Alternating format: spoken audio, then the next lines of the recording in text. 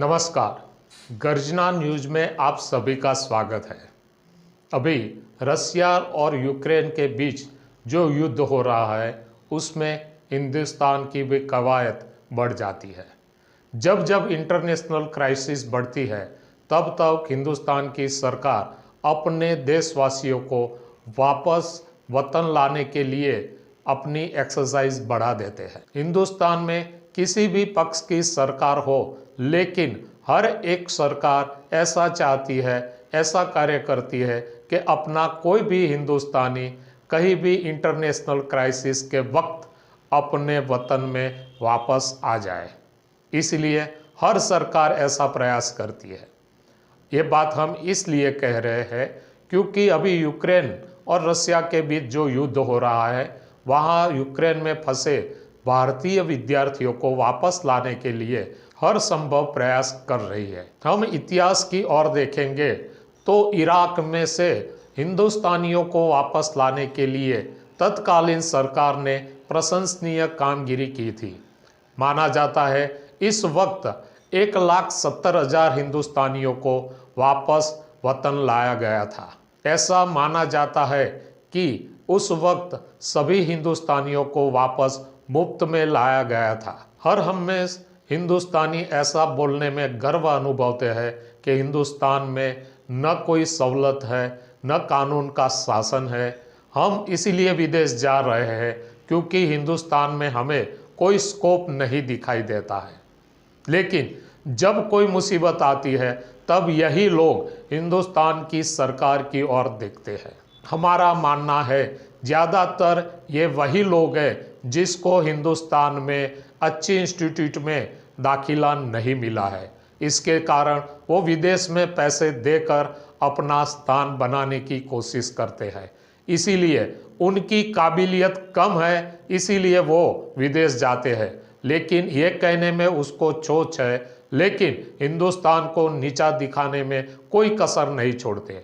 लेकिन जब फंस जाते हैं तब माँ की जगह हिंदुस्तान की सरकार याद आ जाती है। कोविड के वक्त जब हिंदुस्तानियों विदेशों में फंसे थे तब हिंदुस्तानी सरकार ने 64 बार अपने हवाई जहाज का इस्तेमाल करके भारतीयों को वापस वतन में लाया गया था। कोविड दरमियान माना जाता है अरब देशों में से 1,50,000 भारतीयों को वापस लाया गया था और ये पूरी कामगिरी एक ही सप्ताह में खत्म की गई थी।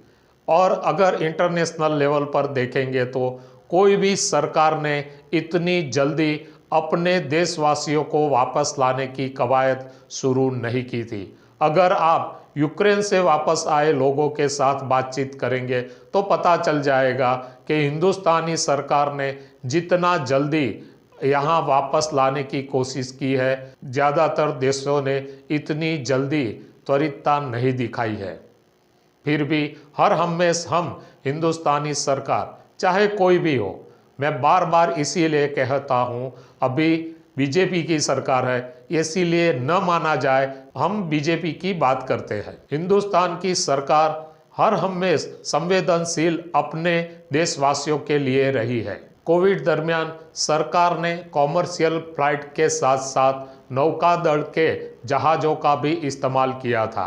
हिंदुस्तान ने कोविड दरमियान यूनाइटेड अरब अमीरात, UK, Malaysia, America, Philippines, Bangladesh, Singapore, Kuwait, Saudi Arabia, Bahrain, Oman जैसे बहुत सारे देशों में से अपने हर हिंदुस्तानियों को वापस लाने की कोशिश की थी और कामयाब भी रहे थे। बाकी देशों ने फ्लाइट पर नियंत्रण रख दिया था, लेकिन हिंदुस्तान की सरकार ने अपने हिंदुस्तानियों को वापस लाने के लिए कोई कसर नहीं छोड़ी थी। जिन लोगों ने इस वक्त रजिस्ट्रेशन किया था, असेंबली में अपना नाम रजिस्टर किया था, वो सभी ने वतन वापसी की थी। इसीलिए विदेश में रहते हिंदुस्तानियों को इतना तो विश्वास है, चाहे जितना भी कोस ले, कि हम मुसीबत में होंगे तो हिंदुस्तान की सरकार कुछ न कुछ करके हमको वापस वतन ले जाएंगे। कोविड वक्त कुवैत एम्बेसी ने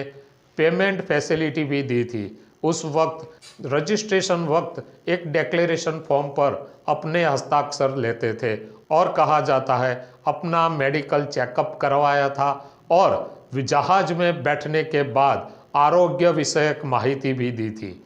उसके बाद जब हिंदुस्तान में वो लैंड हुआ जहाज, तब सभी प्रवासियों को आरोग्य सेतु ऐप्स का इस्तेमाल कर उसकी रजिस्ट्रेशन भी करवाई थी। 2011 में इजिप्ट में से, 2014 में लीबिया से और 2020 में वुहान से भी हिंदुस्तानियों को वापस लाने के लिए हिंदुस्तान की सरकार ने जो बन सकता था वो किया था। हम देशवासियों को सिर्फ इतना ही कहना चाहते हैं, आप बेशक विदेश जाइए, पढ़िए और अपना देश का नाम रोशन कीजिए, लेकिन अपने देश के बारे में बुरा न सुनो न कहो। इतनी ही प्रार्थना है। धन्यवाद।